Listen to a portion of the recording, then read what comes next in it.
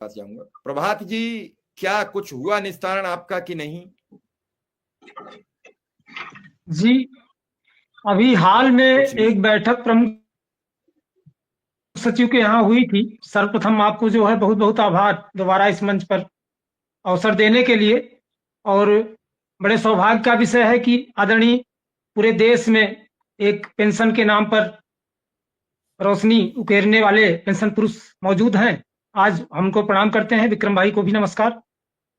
हम बेसिक शिक्षा में मृतक आश्रित संवर्ग को रिप्रेजेंट करते हैं। तो सर्वप्रथम सर हम आपको ये बताना चाहेंगे कि एक प्रश्न उठ करके आता है लोगों के जेहन में, और कहीं अगर हम उपस्थित भी होते हैं अपनी मांग और समस्या को लेकर के, तो वहां भी एक प्रश्न किया जाता है कि अब आपको क्या चाहिए। क्योंकि हम लोग सेवारत हैं जो है मृतक आश्रित के रूप में चतुर्श्रेणी के पद पर, अधिसंख्य पद पर। कार्मिक के जो प्रमुख सचिव हैं उनका एक आदेश है कि विशेष परिस्थिति में इनको आर्थिक सहायता के मद्देनजर अधिसंख्य पद पर नियुक्त कर लिया जाए, लेकिन जैसे ही रिक्ति उपलब्ध हो इनको तृतीय श्रेणी में समायोजित कर दिया जाए। 5000 पद बेसिक शिक्षा में अधिसंख्य पद के प्रति चतुर्श्रेणी के लिए जो है वो निर्धारित हैं। 15,000 की नियुक्ति मृतक आश्रित को लेकर के हो गई है अधिसंख्य पद पर। 10,000 लगभग अतिरिक्त नियुक्तियां हैं। दूसरी हमारी मांग इस विषय पर लेकर के है, आदरणीय बंधु जी जुड़े हैं, माध्यमिक से आप बिलोंग करते हैं, लेकिन जानना आवश्यक है, बहुत सारे लोगों को विषय पता नहीं है ये कि विषय है क्या। तो सर हमारी नियुक्ति में चूंकि ये अनुकंपा नियुक्ति है, हमने पहले भी ये बात रखी गई है, व्यापक विसंगति और मनमानी की गई है। जो विभाग द्वारा गाइडलाइन नियुक्ति की जारी की गई है उसका पालन 100% नहीं किया गया है। नियुक्ति में जैसे लिपिक संवर्ग की नियुक्ति में प्रथम आगत प्रथम प्रदत्त प्रक्रिया का पालन करने के लिए कहा गया था, वो 100% नहीं किया गया है।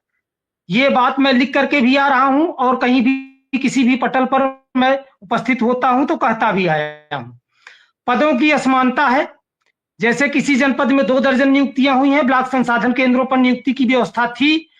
किसी जनपद में सारे ब्लॉक संसाधन केंद्रों पर की गई है, कहीं 2-4 की गई है, कहीं एक भी नहीं की गई है।